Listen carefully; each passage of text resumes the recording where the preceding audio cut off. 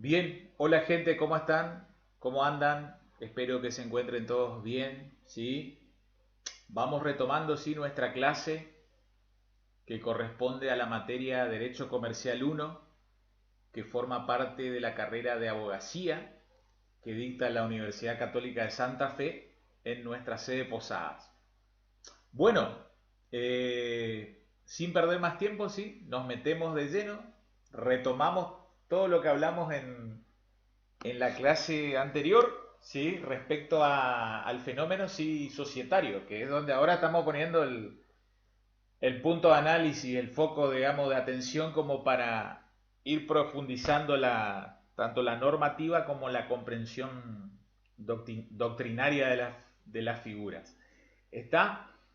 Bien, permítanme que vaya adelantando un poco las placas que fuimos hablando la clase anterior, ¿sí?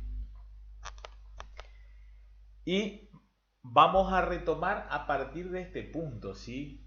Esto de la responsabilidad de los socios en las sociedades. ¿Está? Eh, ¿Se acuerdan que dijimos en la clase anterior, ¿sí? Que hablar de sociedades, ¿sí? No implica necesariamente hablar de limitación de la responsabilidad. ¿Está? No son, digamos, figuras o conceptos que se impliquen, que uno sea consecuencia del otro. ¿Está? La limitación de la responsabilidad de los socios no es una consecuencia que viene por sí, per se, por el solo hecho de adoptar algún tipo societario. ¿Está? Eh, ¿Por qué? Porque solo algunos tipos societarios conllevan el sistema de limitación de la responsabilidad. ¿Está? Responsabilidad que se limita al aporte efectuado, ¿sí? Al capital social de esta persona jurídica.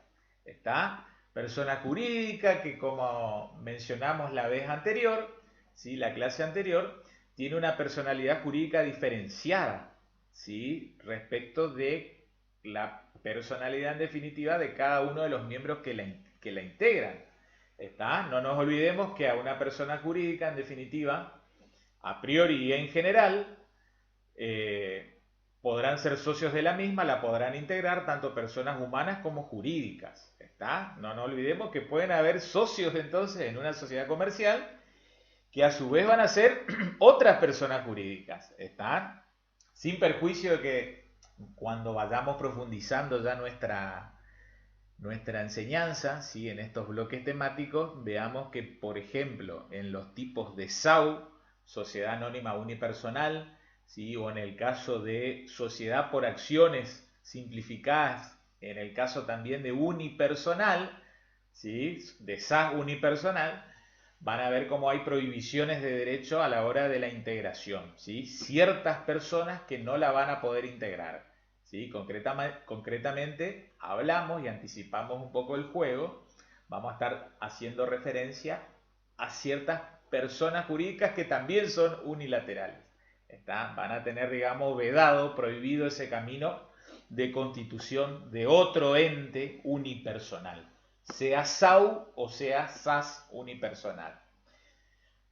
Bueno, a ver, vean, cuando nos metemos en esta cuestión de la limitación de la responsabilidad, ¿sí? Esto conlleva de que tengamos que partir, digamos, para su explicación, en cuestiones ya que uno las viene incorporando a partir del tronco, digamos, común del derecho privado, ¿sí? Gracias a las nociones específicas del derecho civil, ¿sí? Es un principio que uno lo ve, digamos, sin prestarle tanta atención porque uno no tiene tanta información en la cabeza, en el derecho civil parte general, un principio cardinal del derecho privado, ¿sí? Y que empieza, digamos, a ver con mayor panorama, con mayor horizonte, ¿sí? Cuando uno empieza a estudiar obligaciones.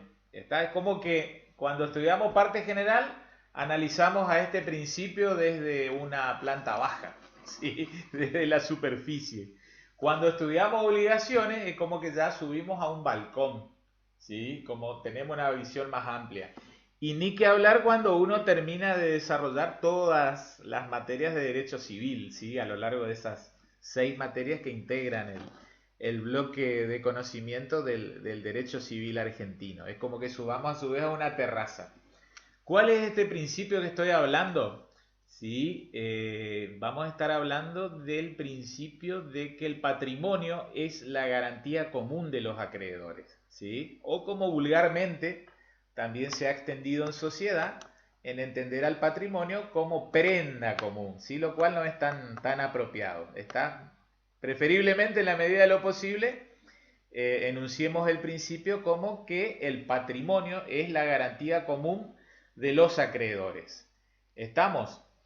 Bien, entonces, el tema es así, ¿sí? Este principio cardinal, desde la entrada en vigencia del Código Civil y Comercial 2015, tiene consagración expresa. En el Código Velezano, si uno leía esos 4050 y tantos artículos, resulta ser que no lo encontraba, digamos, en un artículo específico.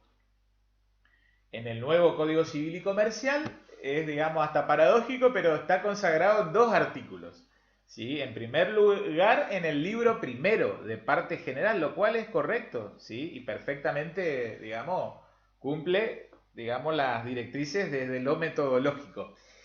Y también, como si fuera que hacía falta que sea reafirmado, también está planteado en el libro tercero, ¿sí? En el libro referido a los derechos personales, ¿sí? No se olviden de lo metodológico, básicamente el libro primero, parte general, libro segundo referido a los derechos de familia y libro tercero referido a los derechos personales. ¿Está? Libro cuarto será de derechos reales, libro quinto de sucesiones. ¿Está? Y finalmente en el libro sexto habrá disposiciones comunes, ¿sí? Tanto para los derechos personales como para los derechos reales. Entonces les decía, el principio de que el patrimonio constituye garantía común de los acreedores, ¿sí? Está ya consagrado, ¿sí? En el artículo 242, ¿sí? Del Código Civil y Comercial, que es lo que paso a mostrarles a continuación, ¿sí?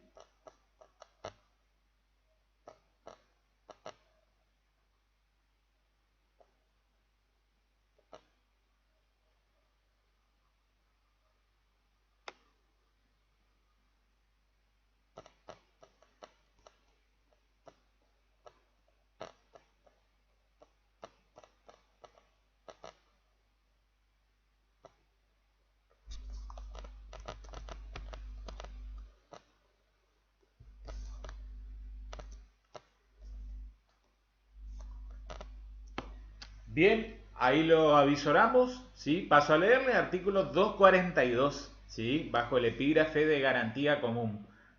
Todos los bienes del deudor están afectados al cumplimiento de sus obligaciones y constituyen la garantía común de sus acreedores, con excepción de aquellos que este código o leyes especiales declaran inembargables o inejecutables. Los patrimonios especiales autorizados por la ley solo tienen por garantía los bienes que lo integran. ¿Está? Ven ya como inclusive este dispositivo legal abre la posibilidad de entender al patrimonio, está ya con una concepción superadora de la clásica que entendía, digamos, de una manera que una persona, un patrimonio. ¿Está? No nos olvidemos que en cierta manera la lógica, esto es, digamos, de hace 30 o 40 años hacia aquí, por vía jurisprudencial y ahora con consagración expresa legislativa en nuestro código de fondo, ¿sí? Cada persona siempre va a tener un patrimonio general, ¿sí? Que ahí es como que se cumplen las condiciones para entender al patrimonio como atributo de la personalidad, ¿sí? Recuerdan los atributos de la personalidad: capacidad, nombre, estado, domicilio y patrimonio, ¿sí? Más allá de esa discusión bizantina, es decir, casi sin sentido entre los maestros Rivera, Borda, Jorge Joaquín Zambidas, acerca de si el mismo constituye o no un atributo de la personalidad. Entonces, cerrando un poco esta primera idea, cada persona puede tener un patrimonio general ¿sí? Vinculado o que cumple función de garantía frente a la inmensa mayoría de relaciones jurídicas que él, digamos, de las cuales forma parte, en las cuales participa, y luego podrá tener patrimonios especiales, ¿sí? Patrimonios particulares que tendrán una finalidad determinada, ¿sí? Es decir, patrimonios que cumplen también función de garantía, pero para o frente a ciertas obligaciones de un cierto giro comercial o empresarial, ¿sí? O de algún emprendimiento que llevó a cabo, digamos, esa persona. Clásico ejemplo es el patrimonio, ¿sí? El patrimonio de afectación que reviste, ¿sí? En la persona del fiduciario. ¿Se acuerdan? ¿Sí? Que en el contrato de fideicomiso hay 4 grandes roles: fiduciante, fiduciario, beneficiario y fideicomisario. Bien, cuando el fiduciante transmitía los bienes o la propiedad o el dominio fiduciario en cabeza del fiduciario, resulta ser que esos bienes no ingresan al patrimonio general, sino que esos bienes transmitidos bajo dominio fiduciario conforman un patrimonio de afectación distinto del patrimonio general de la persona del fiduciario, sea esta persona humana o jurídica. ¿Está? Y esos bienes fideicometidos, así es como se las denomina, solo responden para las consecuencias derivadas de ese emprendimiento, que tenga que ver con el giro de ese fideicomiso. ¿Sí? Fideicomiso que podría haber surgido por contrato o también por acto de última voluntad, es decir, testamento. Entonces, ¿sí? Tomando la idea del 242, ¿sí? Reafirmamos esto de que el patrimonio es la garantía común de los acreedores, ¿sí? Y responde para todas nuestras obligaciones frente a cualquier clase de acreedor. ¿Sí? Esto también se reafirma en el artículo 743, que vuelvo a reiterarles, ya se encuentra en el libro tercero, está metodológicamente hablando, es decir, el libro referido a los derechos personales. Allí los llevo, ¿sí?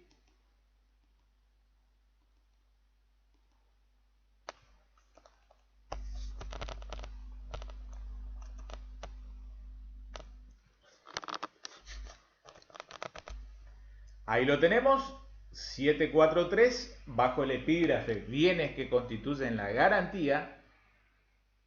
Los bienes presentes y futuros del deudor constituyen la garantía común de sus acreedores.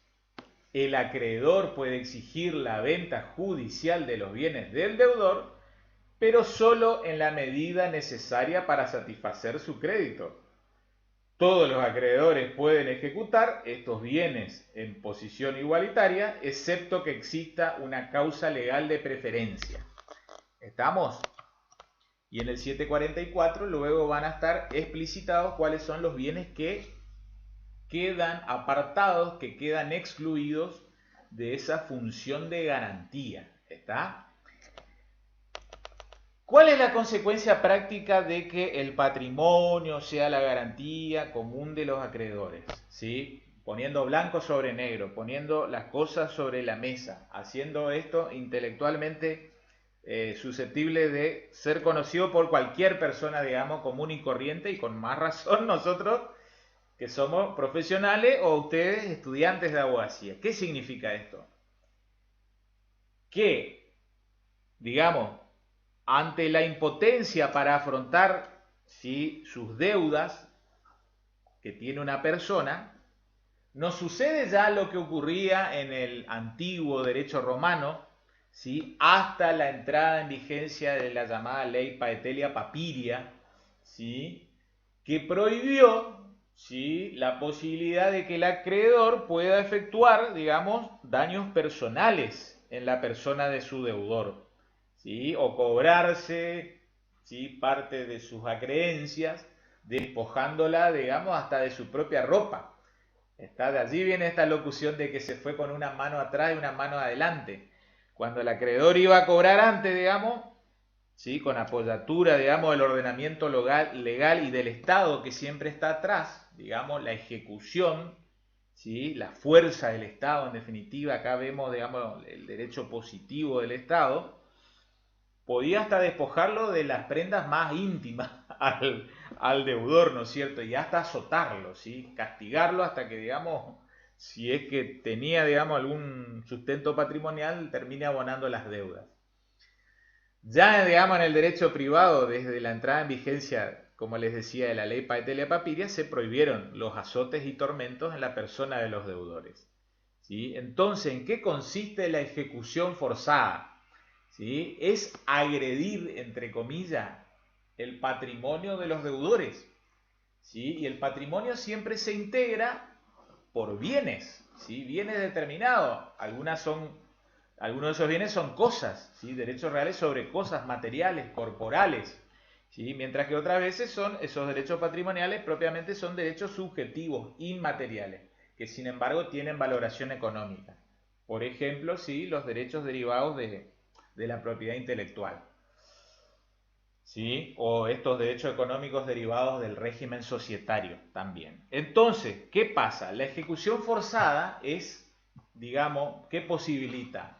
El embargo, dependerá el bien si es un bien registrable o no, ¿sí? Embargo registral para su posterior ejecución, ¿sí? Es decir, su posterior venta en remate judicial, en subasta judicial, venta al mejor postor. Entonces, de la venta al mejor postor resulta un producido, digamos, sale un precio obtenido, ¿sí? Siempre en la subasta habrá un precio de base o precio mínimo, a partir del cual luego se trabajará el día de la subasta, ¿sí? Con sucesivas ofertas por parte de los oferentes hasta que haya una oferta, digamos, de límite, máxima, que no pueda ser, digamos, equiparada por algún otro competidor oferente.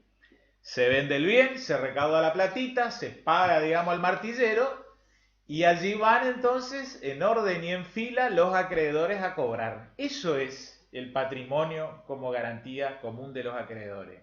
¿Y en qué orden van a cobrar? Porque no es que van, digamos, a la Bartola, por así decirlo, sino que van a cobrar conforme al orden de privilegios y preferencias establecidos por la ley concursal. ¿Sí? La clásica ya ahora ley 24.522 con sucesivas reformas.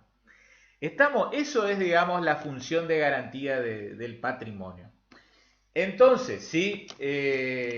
Vamos concatenando estas nociones, ¿sí? Este principio cardinal, vuelvo a repetir, del derecho civil, previsto en los artículos 242 y 743 de nuestro código vigente. Vean, vuelvo a la plaquita, ¿sí? Vean.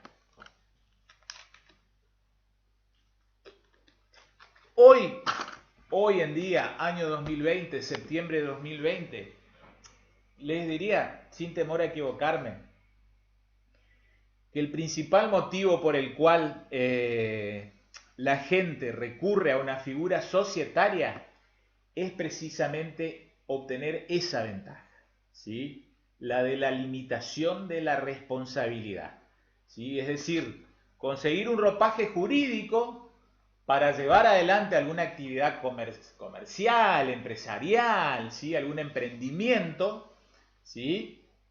Puede ser o no con ánimo de lucro, ¿sí? Ya un poco tanto no interesa, pero lo importante es que hay una intención de llevar adelante una actividad. Típicamente en el mundo societario nos vamos a manejar con personas que tienen ánimo de lucro, ¿está? Hacen esto no por ser, digamos, monaguillo o meramente solidario, sino para ganar dinero, ¿está? Y quieren verse protegidos, digamos, en las inversiones que efectúan. Entonces, la persona busca una manera de protegerse, de no exponer todo su patrimonio. Un poco lo que yo les decía en la primera clase, creo que algo hablamos. Supongamos una persona tiene un patrimonio equivalente a, pongamos un número redondo, 10 millones de pesos. ¿Sí? ¿De qué bienes se conforman su patrimonio? Supongamos que tiene un departamento, ¿sí? Con vista a la costanera, ¿sí? En la ciudad de Posadas, valor equivalente a 3 millones de pesos. ¿Sí? Nos quedamos cortos, creo igual, pero supongamos un número redondo, 3 millones de pesos. ¿Qué más?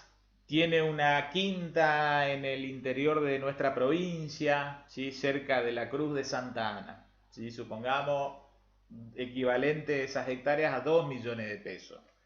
¿Está? ¿Qué más? tiene una motocicleta con la cual sale a pasear los domingos por el centro de la ciudad, ¿sí? Por la costanera, hagamos de cuenta que no existe la pandemia, ¿sí? Y que esta vale 1 millón de pesos. Ahí ya estamos, les dije 3 más 2 más 1, 6 millones.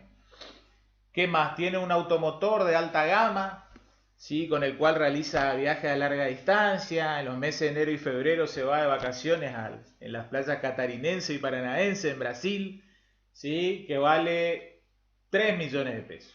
¿Está? Y finalmente tiene una camionetita, ¿sí?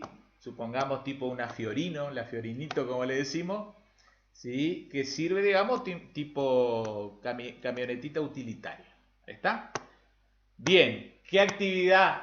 Todos esos bienes suman 10 millones de pesos. Pretende llevar adelante una actividad empresaria, qué sé yo, supongamos floristería, ¿sí? Y cultivo, en definitiva, de plantas y flores. ¿Está? Quiere hacerlo a partir de aquí en adelante, ¿sí? No le conviene hacerlo bajo el tipo de empresario unipersonal, ¿sí? Persona humana, porque si le va mal en ese emprendimiento, ¿sí?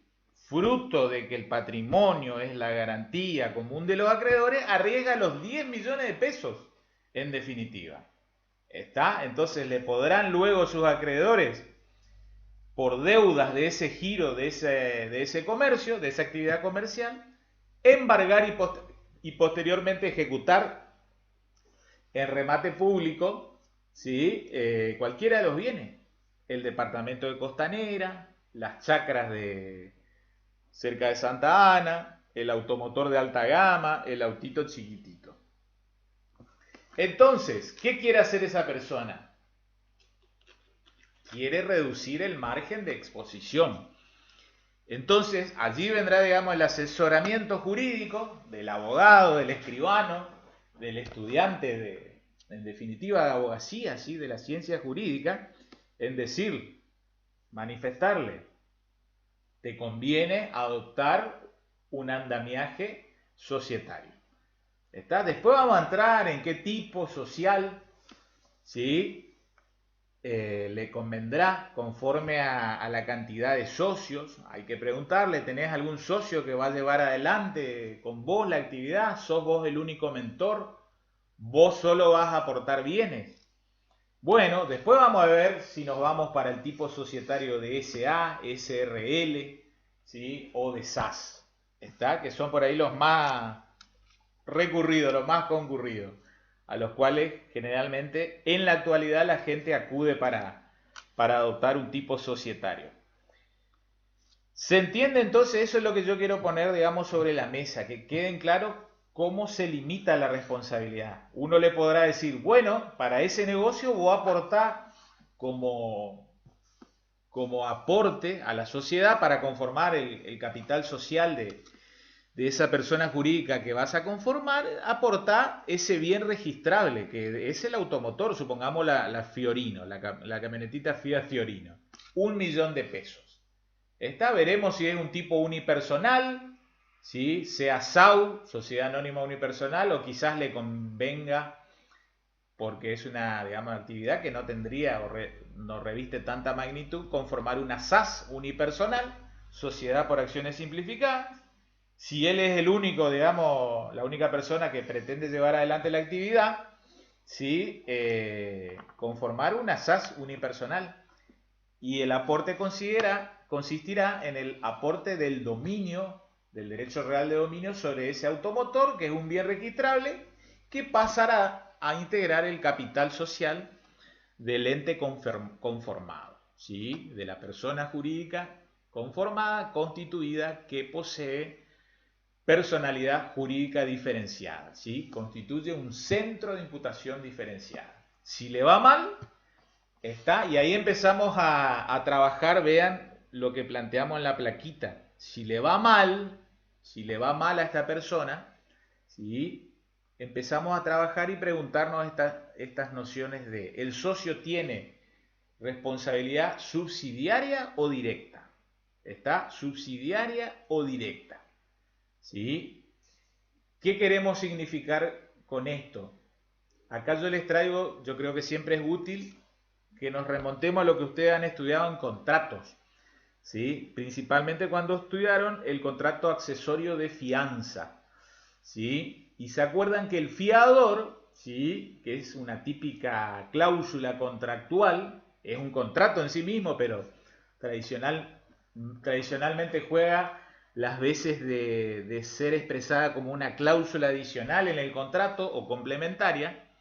El fiador, la persona del fiador, que también, digamos, se presenta en un contexto de interrelaciones que se plantean en la esfera contractual, viene con todo su patrimonio a garantizar las deudas u obligaciones contraídas por una persona ajena, por una tercera persona.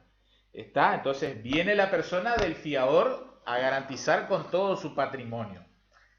Pero allí habrán escuchado y habrán estudiado que siempre el fiador, en tanto y en cuanto no se pacte nada en contrario, goza de los beneficios de excusión y de división.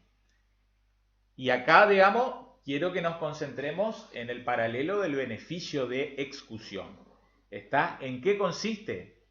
En que el fiador tiene derecho a que si el acreedor de las obligaciones de aquella tercera persona pretende venir a cobrarle, ¿sí?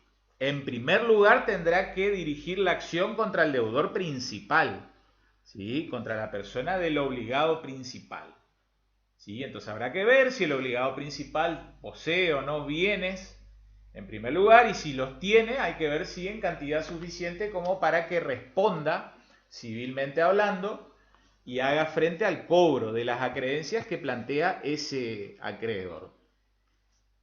Está excutido el patrimonio del deudor principal, así se dice técnicamente, recién podrá dirigirse para agredir los bienes del fiador. Está, en eso consiste el beneficio de excusión. ¿Qué sucede? Cuando hablamos que el socio posee una responsabilidad subsidiaria, ¿está? Y el socio de cualquier tipo societario, en definitiva, posee una responsabilidad subsidiaria, es bueno que eso vayan anotando. Queremos significar, digamos, el mismo paralelismo, ¿está? El acreedor de una deuda, el acreedor de una obligación de la sociedad, ¿está? Primero debe dirigirse contra la sociedad, contra el ente de imputación diferenciado, contra la persona jurídica, SA, SRL, SAS, colectiva o sociedad de trabajo e industria, o comandita simple o comandita por acciones. ¿Está? Y primero debe agredir los bienes de la sociedad, ¿sí? La sociedad posee bienes, podrán ser en especie o dinerarios, ¿sí? Y están representados en el capital social. Entonces, el acreedor debe atacar primero los bienes de la sociedad, ¿sí? Y si estos llegasen a ser insuficientes, ahí es que uno se plantea esta posibilidad de que haya una responsabilidad subsidiaria. Una responsabilidad subsidiaria del socio en la sociedad, ¿sí? Esto es un poco, vean, los llevo a la letra de la propia Ley General de Sociedades, ¿sí?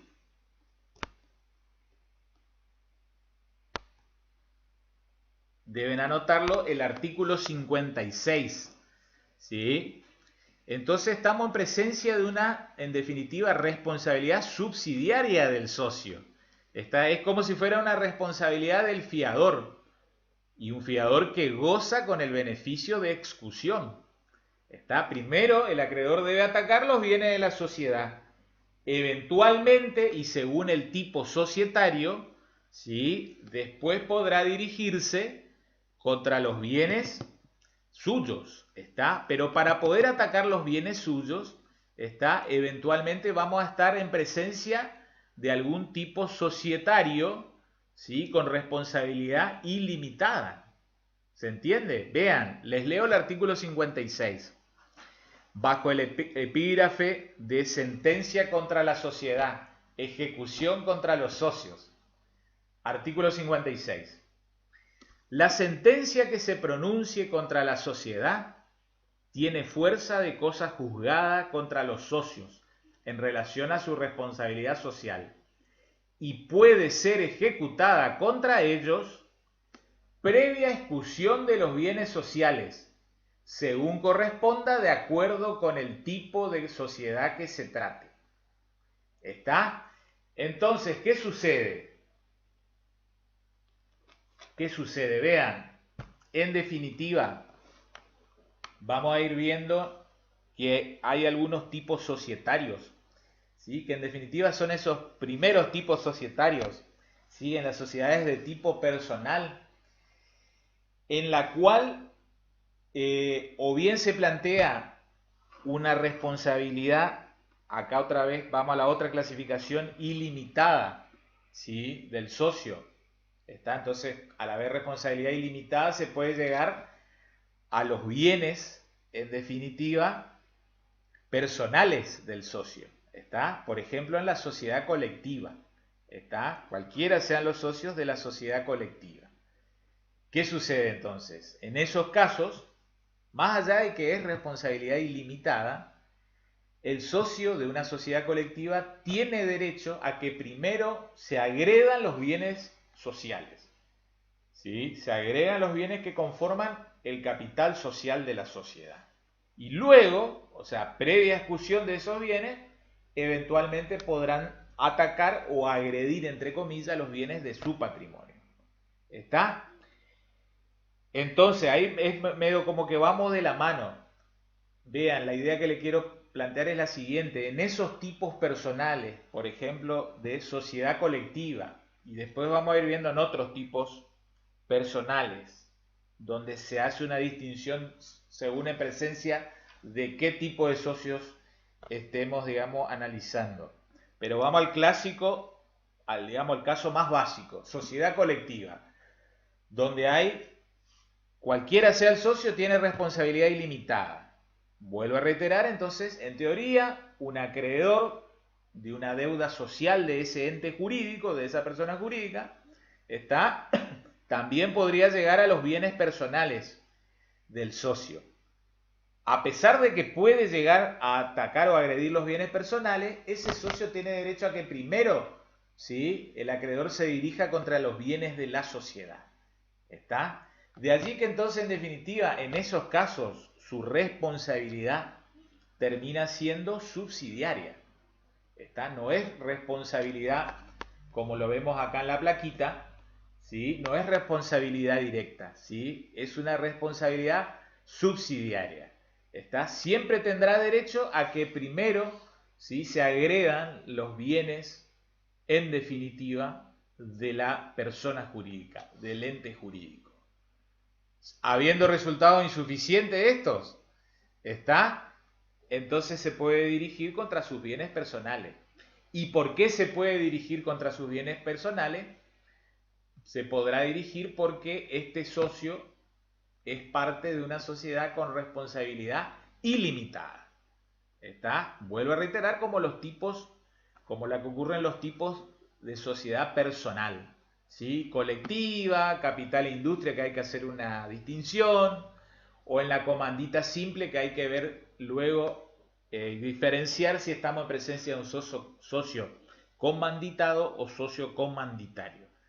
¿Está? Voy planteando en general como para ir acomodando, digamos, los distintos elementos de este rompecabezas. Pero vamos al caso básico de sociedad colectiva, ¿sí? Sociedad, digamos, como ejemplo por excelencia de sociedad de tipo personal. Todos los socios poseen una responsabilidad ilimitada, ¿sí? Y como consecuencia de ello, los acreedores pueden agredir sus bienes. Pero a pesar de que es ilimitada, es subsidiaria. Es decir, gozan del beneficio que primero se excuten los bienes de la persona jurídica y luego recién llegar a los suyos.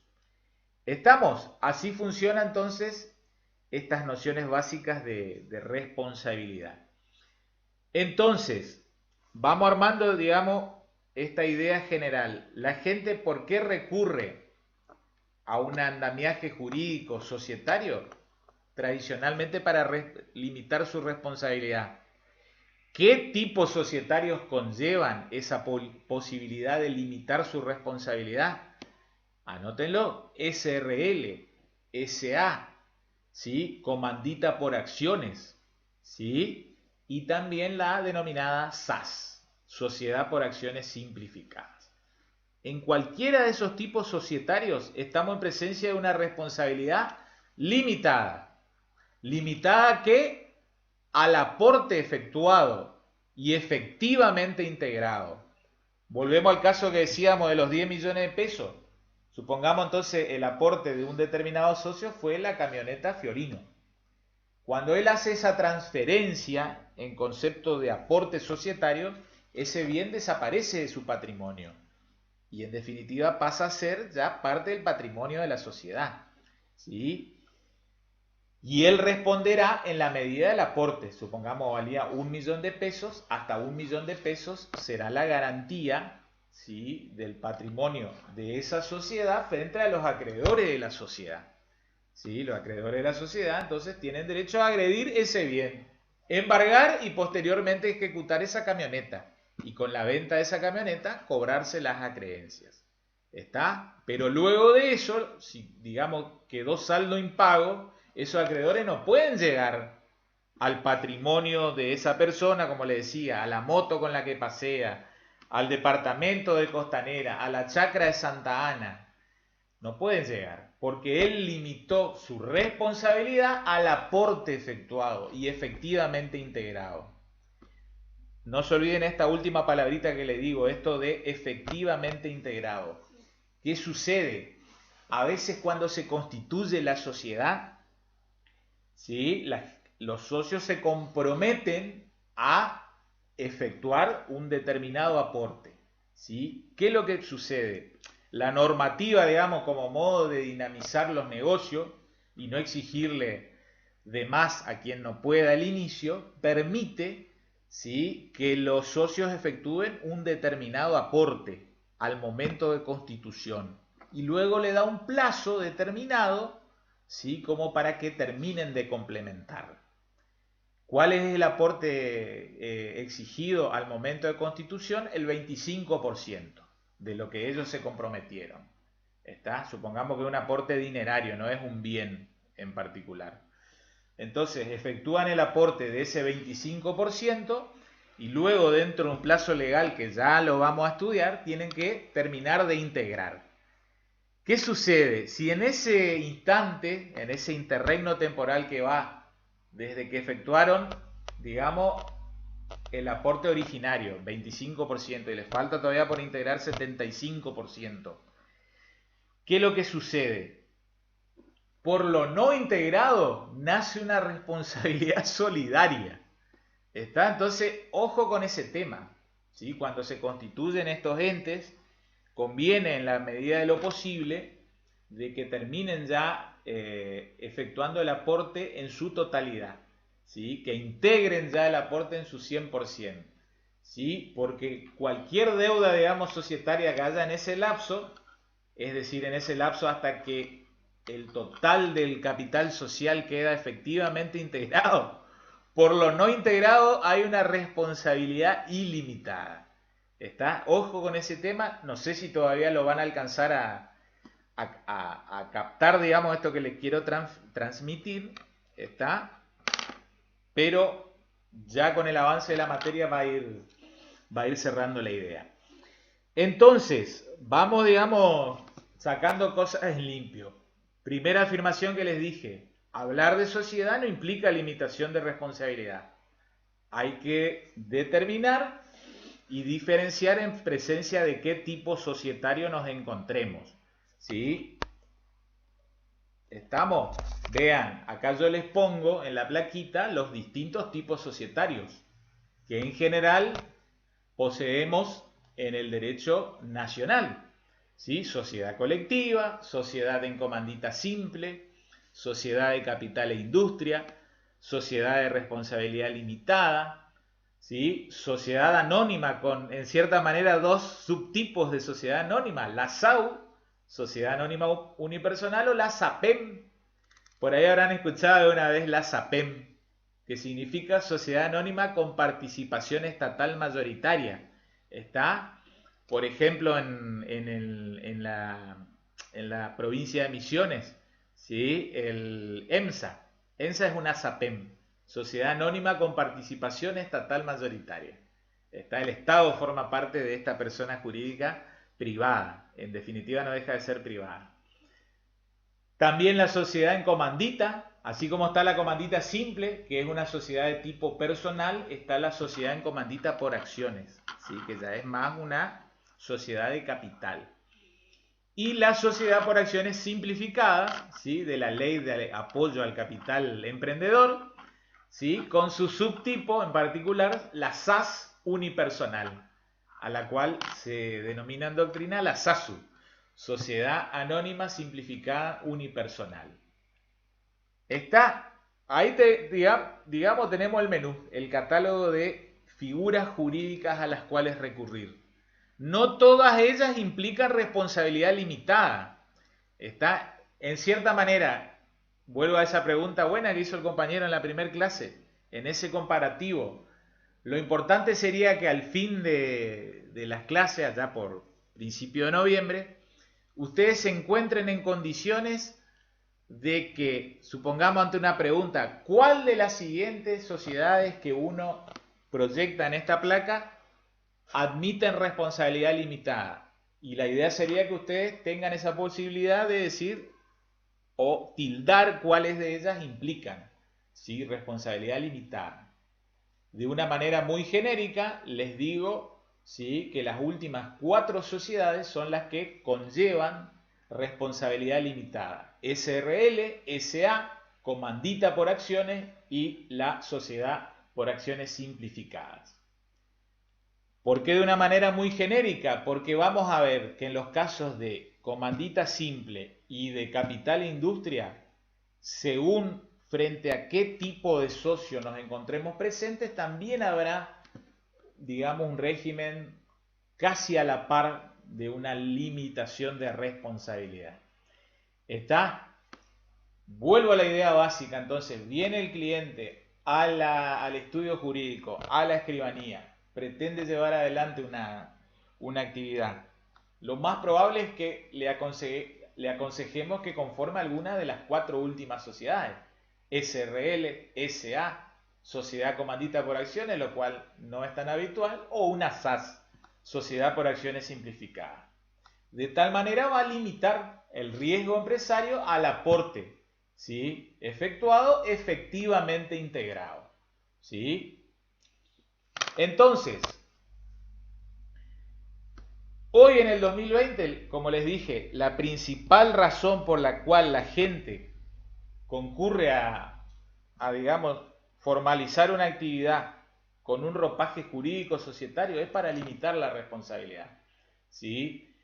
¿Qué sucede? Inclusive hay gente que ya es comerciante hace 20, 25 años, ya lleva adelante una actividad, que nació, digamos, siendo pequeño, quizás hasta un pequeño kiosquito, luego se transformó en un pequeño mercadito, luego ya en un gran supermercado. ¿Está? Entonces, cuando va creciendo la magnitud del emprendimiento, muchas veces se busca, ¿sí? Digamos, ese ropaje jurídico societario. Entonces, a partir de cierto momento, se constituye un ente jurídico diferenciado, una sociedad. Y eso es lo que ocurre, ¿sí? Vean, este es el principal motivo por el cual se recurre hoy al ropaje jurídico societario. Como yo algo les comenté, ¿cuál era el tema de moda hace unos 15, 16 años atrás? La posibilidad de que el empresario unipersonal, que lleva adelante una actividad empresaria de manera, digamos, única, él solo, por sí solo, pueda limitar su responsabilidad. Hasta el 31 de julio del 2015 no lo podía hacer por sí solo, porque no tenía ni la SAU, Sociedad Anónima Unipersonal, ni tampoco tenía la SAS, la Sociedad por Acciones Simplificadas Unipersonal. Entonces, ¿qué ocurría? Como manera de lograr una limitación de responsabilidad, como les conté, recurría a la presencia de un testaferro, ¿sí? O como se suele decir, un hombre de paja, ¿sí? Que al solo fin de cumplir con la formalidad que exigía la ley de sociedades, que exigía la presencia al menos de 2 o más socios, está a solo esos fines, digamos, ponía en los papeles como socio integrante de la sociedad, qué sé yo, a un hermano, a un cuñado, a un amigo, a un conocido. Pero esa persona no tenía la más pálida idea del giro comercial o empresario de esa actividad y menos aún efectuaba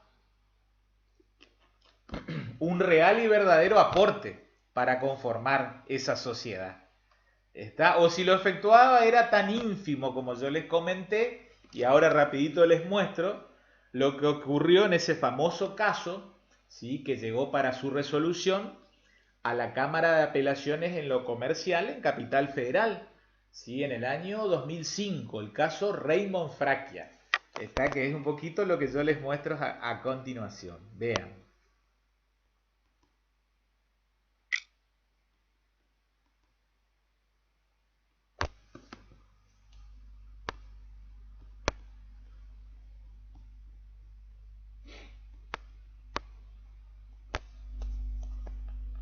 Ahí lo tenemos, sentencia del 3 de mayo del 2005.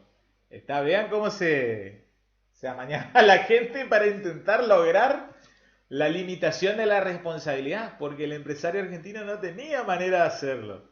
Pero vean qué exagerado que fue, digamos, el caso Raymond Fracchia, ¿sí? Pero así hubieron, como el caso Fracchia, varios de ellos que ya les voy a comentar, ¿sí? Vean ahí, como para que entiendan los hechos. Punto primero, Fracchia Raymond SRL apeló la resolución número 1270 de la Inspección General de Justicia. Este es el órgano estatal que en órbita de, digamos, Ciudad Autónoma de Buenos Aires, capital federal, en definitiva, es la que registra, ¿sí? Las SRL e inscribe también y autoriza administrativamente a las SA, a todas las personas jurídicas. Vean, el funcionario denegó la inscripción de la sociedad en el registro público de comercio hasta tanto recomponga la pluralidad sustancial de sus integrantes. ¿Sí? ¿Se acuerdan que hablamos en la primera clase del concepto de pluralidad sustancial? Está, la vieja ley de sociedades comerciales pedía presencia de 2 o más socios que efectúen verdaderos aportes, ¿sí? Digamos que haya una pluralidad sustancial, real. Estimó que la distribución del capital en un 99,9999% para un socio y el 0,0001 para el otro evidenciaba que se trata de una sociedad ficticia, destinada a limitar la responsabilidad patrimonial de un único titular. ¿Sí? ¿Qué es lo que expresó el apelante en su expresión de agravio? Sostuvo que el inspector desconoce la realidad económica imperante en nuestro mercado relativa a la sociedad unipersonal. Alegó la importancia de la costumbre como fuente del derecho comercial y que el Código Civil admite la simulación lícita. No obstante, señaló que no se trata de una simulación, sino de un negocio jurídico indirecto. ¿Sí? Sostuvo la apelante que la tendencia universal, es decir, como hablando del derecho comparado, pero no del derecho nacional, es la aceptación de sociedades unipersonales y que el derecho societario argentino y el organismo de control se empeñan en no admitirlo. Bien, vamos más adelante, a ver parte dispositiva. Es interesante, después si ustedes quieren lean, porque uno aprende mucho de derecho societario leyendo este caso.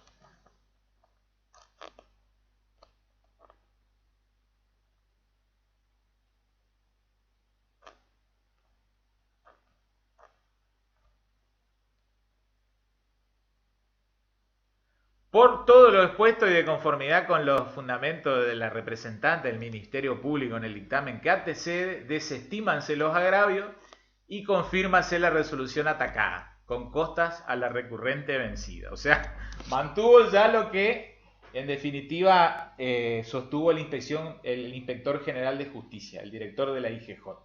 Es decir, ese criterio de exigir pluralidad sustancial. ¿Está? Quiero ver a ver si hay un párrafo pertinente.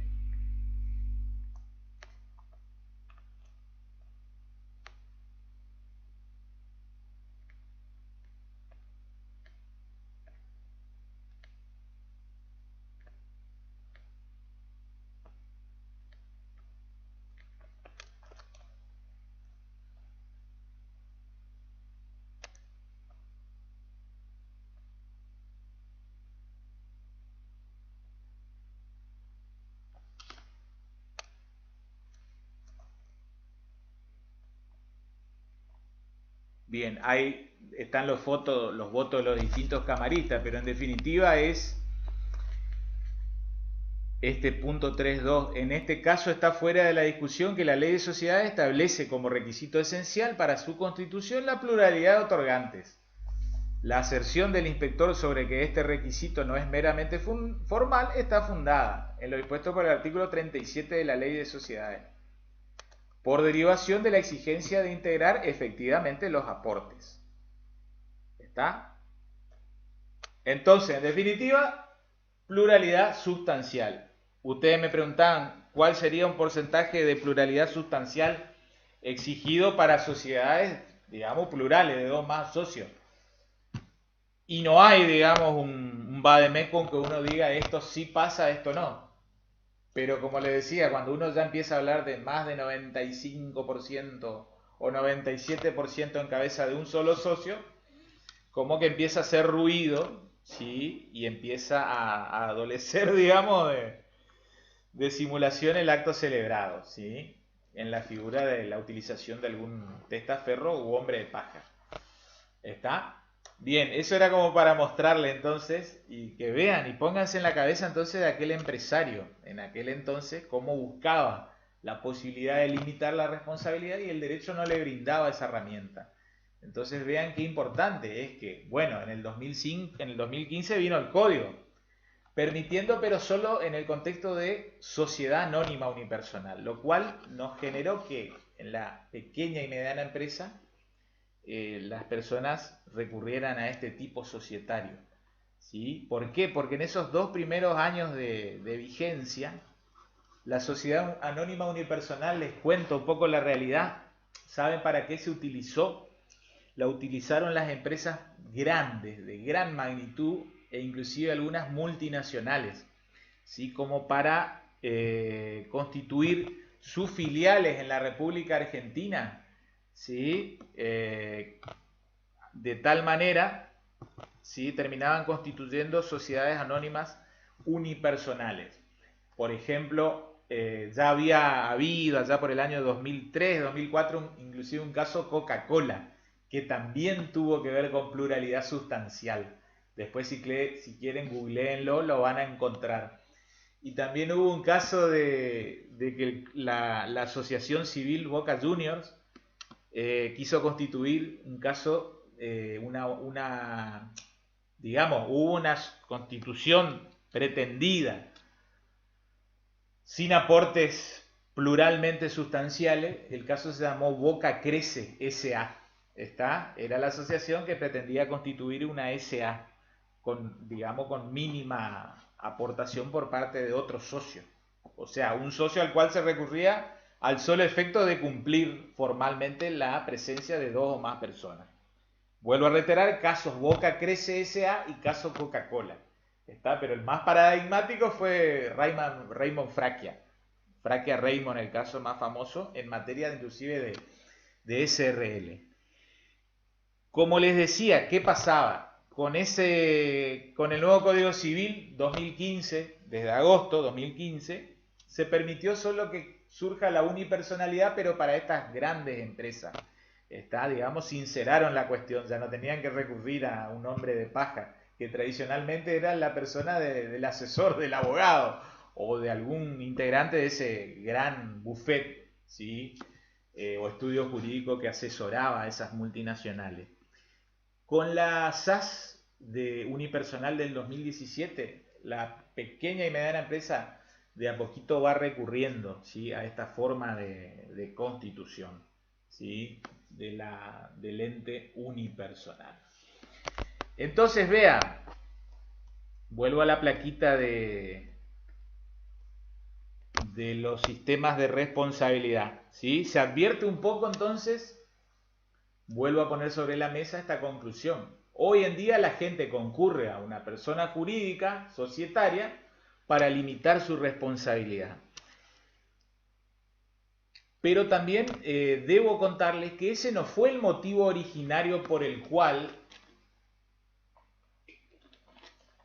el ropaje societario, las sociedades comerciales, como antes se las llamaba, se extendieron, digamos, en la práctica mundial, comercial y empresarial. ¿Sí? Cuando uno habla de sociedades y sociedades comerciales en su génesis, en su inicio, uno tiene que remontarse a esas expediciones que se planteaban, ¿sí? Allí ya, digamos, entrada la edad moderna, ¿sí? Con posterioridad al descubrimiento de América. En esas compañías, grandes expediciones, compañías de India se las llamaba, en las cuales, por ejemplo, había parte del capital a esos emprendimientos, que luego serían sociedades comerciales, que provenía de la corona, ¿sí? Dinero, oro, plata, monedas, ¿sí? También mano de obra.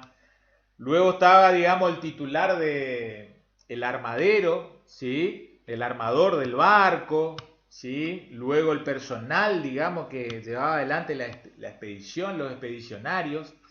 Entonces, digamos, esos negocios asociativos se fueron canalizando por la forma de sociedades comerciales, al menos en su génesis, en sus inicios. Y de tal manera se llevaba adelante, digamos, la expedición, ¿sí? Y estos locos, digamos, estos locos turbinas que cruzaban el Océano Atlántico, bueno, terminaban en Dominicana, allá en Fortaleza o en Salvador de Bahía, ¿sí? Y algunos expedicionarios adelantados que llegaron acá a las aguas del Río de la Plata, así como don Juan de Garay, ¿sí? Y don Hernando Arias de Saavedra para el río Paraná y río Paraguay. Entonces, ese fue un poco el origen, digamos. Vuelvo a reiterar, en su génesis no era limitar la responsabilidad, sino permitir la acumulación de capitales, ¿sí? Es decir, la confluencia, ¿sí? La concentración de capitales en un ente, en una persona. ¿Está? Y luego esos entes tenían, digamos, socios administradores que llevaban adelante, en definitiva eran los responsables. Así un poco surgió. ¿Dónde vino otro gran espaldarazo a la figura de la sociedad comercial? ¿Sí? Vino de la mano de la revolución industrial. ¿Sí? Cuando uno habla de revolución industrial ya está hablando del año 1710 en adelante, ¿sí? Con la invención de la máquina a vapor, ¿sí? Por James Watt en Inglaterra. ¿Está? Pero sería un procedimiento de revolución industrial que empezaría a madurar allá por el año 1760 en adelante, lo cual cambió, digamos, las dimensiones del sistema económico. Lo que hasta entonces era una economía fundamentalmente primaria, agraria, agrícola, ganadera, ¿sí? Se transforma en una pujante economía de sector secundario industrial. Y eso ocurrió, digamos, en los albores en esa Inglaterra, ¿sí? Del siglo XVIII. ¿Está? Cuando uno lee en profundidad el derecho societario, comentan los autores que fue tan revolucionario, ¿sí? Es decir, dio tanto auge a la revolución industrial, la máquina a vapor, como la persona jurídica de las sociedades. Esa posibilidad de que se empiece a acumular capital, ¿sí? Que se empiece a organizar ordenadamente la confluencia o la concentración de capitales, sin esa ayuda, sin esa herramienta, sin esa técnica, hubiese sido imposible la explosión de la revolución industrial, ¿sí? Porque se inventó la máquina de vapor, pero después vinieron los empresarios surgientes, a la postre ellos eran nobles que siempre estaban, digamos, bajo el vestido de la realeza, hasta que en algún momento entonces esta gente decidió empezar a producir pero para empezar a producir, comprar maquinaria, galpones, ubicarse en las afueras o suburbios de la ciudad y empezar a producir cosas para venderlos ya sea en un primer lugar en sus propias ciudades y luego en las colonias, había que justamente acumular capitales. Y gracias a la herramienta societaria,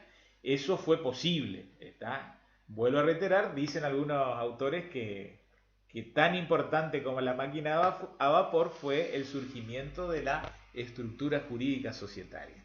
¿Está? Vean qué interesante es ese paralelo. Bien, entonces, vamos, digamos, redondeando un poco el tema. Vean lo siguiente, ¿sí? Esta cuestión, ¿sí? Ya sacamos un poco esto de subsidiaria directa. Ustedes deben, digamos, sacar en limpio que la responsabilidad de los socios, cualquiera sea el tipo societario, ¿está? Pero en particular estamos hablando de las sociedades personales, ¿sí? Colectiva, comandita simple o capital industria. Como en esos casos hay responsabilidad ilimitada, al haber responsabilidad ilimitada, siempre la responsabilidad a su vez es subsidiaria, jamás es directa. Entonces, al ser subsidiaria, primero hay que excutir, ¿sí? Hay que solicitar que el acreedor agreda los bienes de la persona jurídica societaria. Y luego, como hay responsabilidad ilimitada, se puede llegar o arribar a los bienes personales de esos socios. ¿Está? Cosa que en sociedades de capital, en donde hay limitación de la responsabilidad, no hay ni responsabilidad subsidiaria ni indirecta, ¿sí? Porque en definitiva, la limitación de la responsabilidad se ciñe al aporte efectuado, ¿sí? Y no más allá de él. Al menos en tanto y en cuanto no haya ninguna actividad fraudulenta o se utilice el ropaje jurídico para una finalidad distinta de la establecida en los estatutos o contratos constitutivos. Bien, además, después vamos a ir profundizando en cada tipo societario lo siguiente, ¿sí? Si estamos en presencia de una responsabilidad solidaria o si esta es mancomunada. ¿Está? Y eso no es, digamos, caprichoso, ¿sí? Porque cuando se puede llegar a atacar o agredir los bienes personales de los socios, es decir, en sociedades que le brindan al socio una responsabilidad ilimitada y también subsidiaria, ¿está? Y por eso se puede llegar a los bienes personales de ese socio una vez escutido los bienes de la persona jurídica. Hay que ver si esos acreedores se pueden cobrar la totalidad de la deuda, ¿sí? Con los bienes personales de ese socio, o si solo se pueden cobrar una parte, ¿sí? De la deuda con los bienes personales. Es decir, definir si la responsabilidad es solidaria o mancomunada.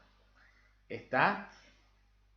Porque si es solidaria podrán reclamar el todo, la totalidad de la deuda, ¿sí? Y agredir los bienes los bienes personales del socio. En cambio, si es mancomunada, solo podrán reclamar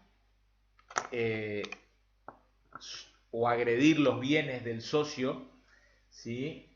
En la medida del aporte societario. Está, es como que al menos ahí el aporte le sirve para algo, para limitar la porción o porcentaje que podrá reclamar el acreedor, ¿sí? Si bien no le sirve para decir no respondo con mis bienes personales, al menos le sirve para decir a mí no me reclamen todo.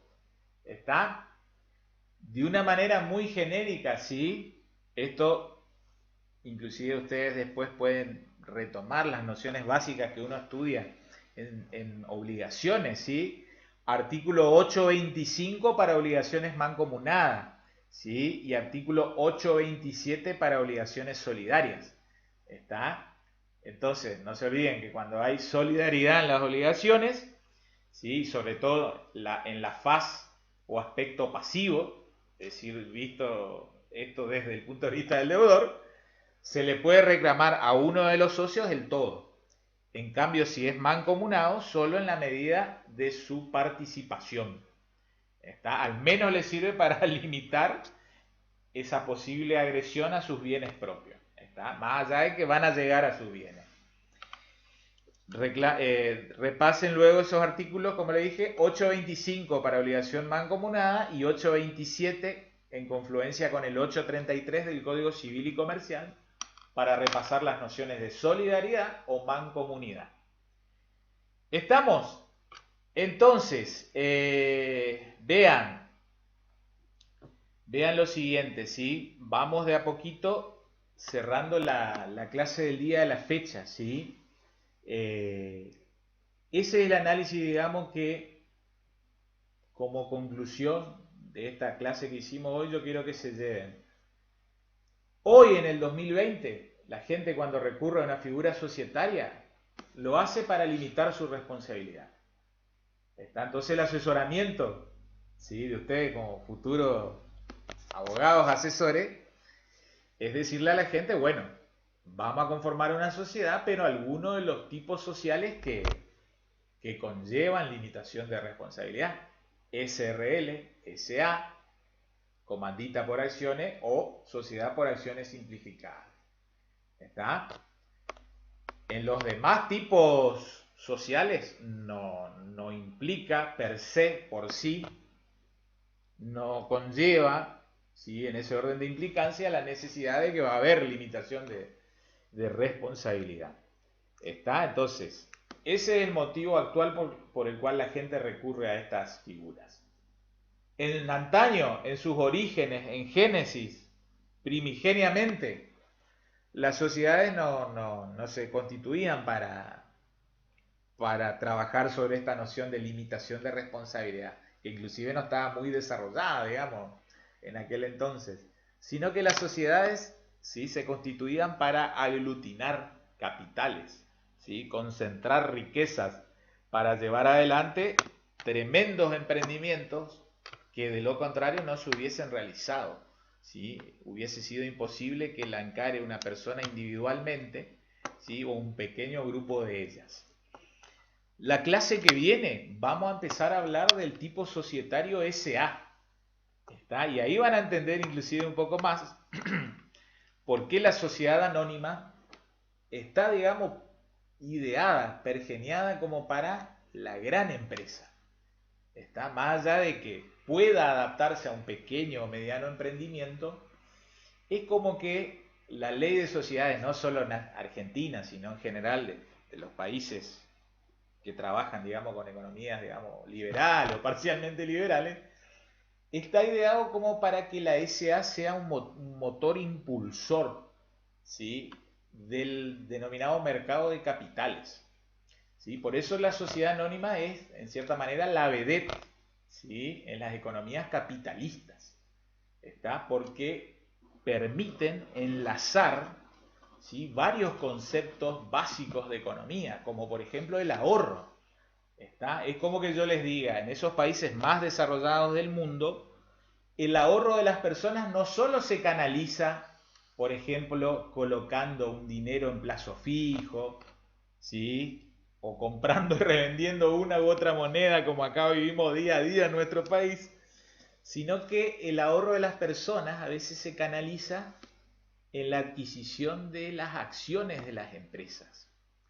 Entonces esa gente a la que le sobra dinero, en vez de ponerla en un plazo fijo a dormir por 30, 60, 90 días y obtener un pequeño interés, le otorga el dinero en definitiva a las empresas. Y las empresas con dinero pueden producir, ampliar su capacidad de producción, una nueva planta, contratar más trabajadores, nuevas máquinas, ¿sí?, nuevo departamento de marketing, de difusión, fuente de trabajo. ¿Está? Entonces la gente, a la vez que termina después obteniendo un beneficio, porque vamos a ver en qué consiste el derecho económico del socio, ¿sí?, o de aquel que compra una acción de una sociedad anónima. ¿Está? Desde ya anticipo también y hago la bajada. En Argentina hay un mercado de capitales, pero es muy pequeño, muy extenso, muy poco extenso. ¿Sí? No abarca gran número de jugadores. ¿Sí? Es muy limitado. Tenemos un mercado de capitales muy pequeñito. A pesar de ello, es nuestra obligación, digamos, como docente, explicarles en cierta manera, desde lo más básico, cómo funciona ese mercado de capitales. Y cuando uno explica cómo funciona ese mercado de capitales, entiende, digamos, el por qué se ha introducido en las legislaciones la figura de la sociedad anónima. ¿Está? No es caprichoso. ¿Está? Se las ha consagrado, se le ha brindado a la gente esa posibilidad como para canalizar ciertos emprendimientos, ¿sí? De tamaña, mediana y gran magnitud. Está fundamentalmente dirigido a ello. Bueno, gente, aprovecho lo que me queda de clase para darles un saludo afectuoso. Espero que haya resultado comprendida la clase, que les sea útil y nos vemos en la clase siguiente. ¿Estamos? Chau, chau, muchas gracias.